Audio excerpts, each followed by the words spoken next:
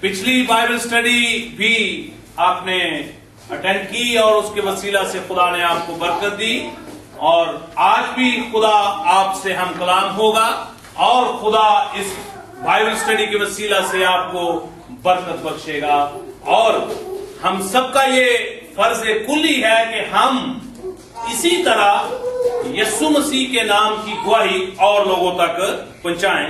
Bible مقدس کے اندر لکھا ہوا ہے جس کے پاس بیٹا ہے اس کے پاس کیا ہے؟ زندگی۔ اس کے پاس زندگی زندگی ہے، اور ایک اور ورس بھی ہے جس کے پاس بیٹا ہے اس کے پاس گواہی ہے۔ بات کو انڈرسٹینڈ کیا؟ یہ یوحنا کے خط کے اندر لکھا ہوا ہے جس کے پاس بیٹا ہے اس کے پاس کیا ہے؟ گواہی۔ اور اب آپ اپنے اندر جان کے دیکھیں کہ اگر ہمارے پاس بیٹا ہے تو پھر گواہی ہے یا نہیں ہے؟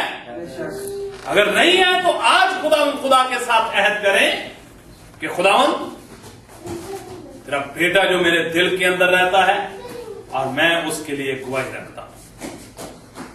آئیں کلام مقدس کو کھولیں۔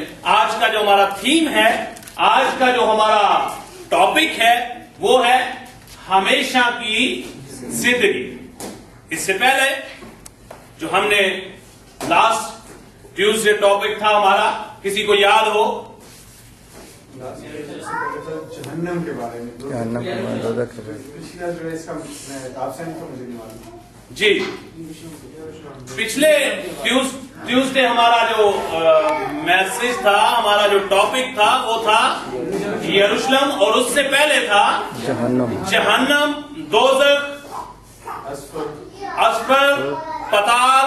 اس کے بارے میں ہم نے بائبل مقدس میں سیکھا تھا، اور ان دونوں اسٹڈیز کے ساتھ ہی یہ ریلیٹڈ ٹاپک ہے ہمیشہ کی زندگی۔ کیا ٹاپک ہے آج کا؟ کیا ٹاپک ہے آج کا؟ ہمیشہ کی زندگی۔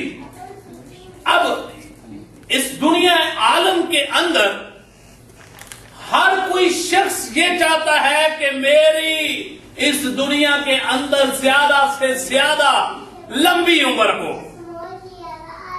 اس بات پہ آپ یقین رکھتے ہیں نا؟ کوئی بھی شخص کوئی چاہتا ہے کہ میں کل مر جاؤں؟ ہاں، کوئی بھی یہ نہیں چاہتا۔ ہر کوئی یہ چاہتا ہے کہ میں کیا کروں؟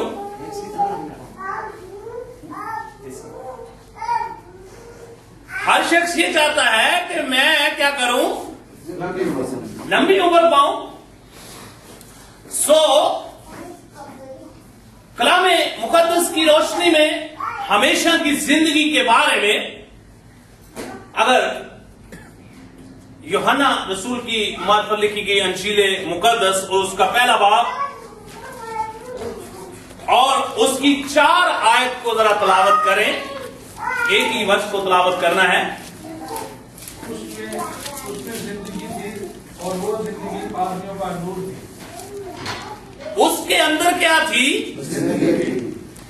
اس کے اندر زندگی تھی، اور زندگی کیا تھی؟ آدمیوں کا نور۔ اور آگے اگر پڑھے تو وہاں پہ لکھا ہوا ہے کہ نور تاریکی کے اندر کیا کرتا ہے؟ چمکتا ہے۔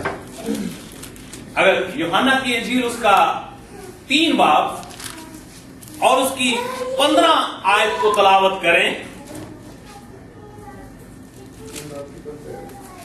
3 باب کی 15 آیت۔ تاکہ جو کوئی ایمان لائے اس میں ہمیشہ کی زندگی پائے۔ تاکہ جو کوئی ایمان لائے وہ کیا کرے؟ اگر ہم یوحنا کی انجیل اس کا 10 باب اس کی تلاوت کریں تو وہاں پہ لکھا ہوا ہے کہ میں اس لیے آیا ہوں کہ وہ کیا کریں؟ وہ زندگی پائیں۔ اور کتنے لوگ ہیں جو لمبی عمر چاہتے ہیں؟ کتنے لوگ ہیں جو مرنا ہی نہیں چاہتے؟ ہاں، سب لوگ چاہتے ہیں۔ اگر ہمیشہ کی زندگی چاہتے ہیں تو یہ حوالہ جات میں آپ کے سامنے تلاوت کرا رہا ہوں، ان کے بارے میں غور کیجیے۔ اب ہم دیکھتے ہیں کہ جو علم یہود کے مطابق، ان کے دستور کے مطابق अगर कोई शख्स जो है बे औलाद मर जाता था तो उसके लिए बड़ा लम्हे फिक्री होता था कि उसकी नस्ल आगे नहीं चल रही, और वो ये ईमान रखते थे कि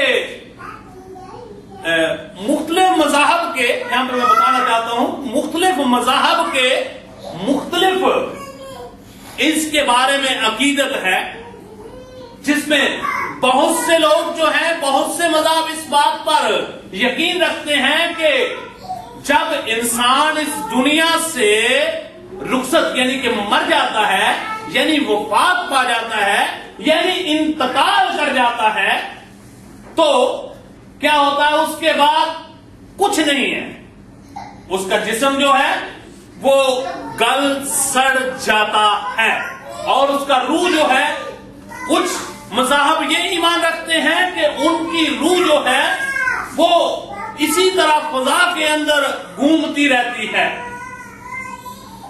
कुछ मज़ाहब ये ईमान रखते हैं कि उनकी रूह जो है, अगर उसने अच्छे कर्म किए हैं, अच्छे काम किए हैं, तो उसकी रूह दोबारा जो है किसी अच्छे इंसान के अंदर दोबारा जन्म लेती है। अगर उसने अच्छे काम नहीं किए तो उसकी रूह जो है किसी बुरे या बदशक्ल जानवर के अंदर होकर दोबारा इस दुनिया में जन्म लेती है। इसी तरह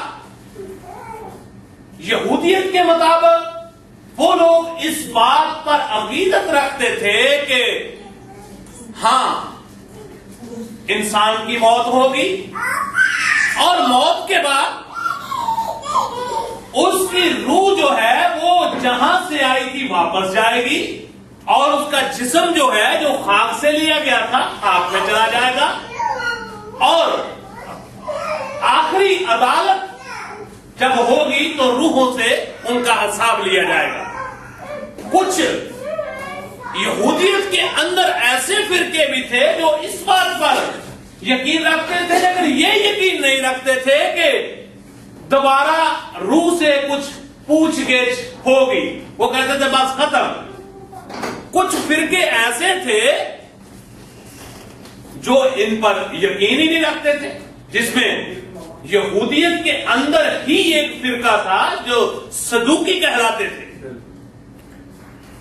वो ये ईमान रखते थे, बल्कि एक दफा तो खुदा यीशु मसीह के पास भी आए ना, बड़े जनाब चोले चाले पा के, हाँ, आगे कहने लगे कि एक औरत थी, उसके ने एक कामल किया, दूसरा किया, तीसरा किया, और 7 किए। उसके बाद हमें ये बता कि जब क़यामत होगी तो वो किसकी बीवी होगी? तो खुदावंद यीशु अल मसीह ने कहा कि क़यामत के बाद शादी ना होगी, क़यामत के बाद इस तरह की बातें नहीं होंगी। उस वक्त क्या होगा? उस वक्त हमारे रूहानी बदन होंगे। कैसे होंगे? हमारे रूहानी बदन। इसी तरह अगर हम वाज नबी का सहीफा उसकी 12 बाब और उसकी 7 आयत को तलावत करें, मैं साथ साथ पढ़ता जाता हूं क्योंकि वक्त नहीं है इतना। और खाक से जा मिले, जिस तरह आगे मिली हुई थी रूह खुदा के पास जिसने उसे दिया था वापस जाए। इसी तरह ज़बूर 104 के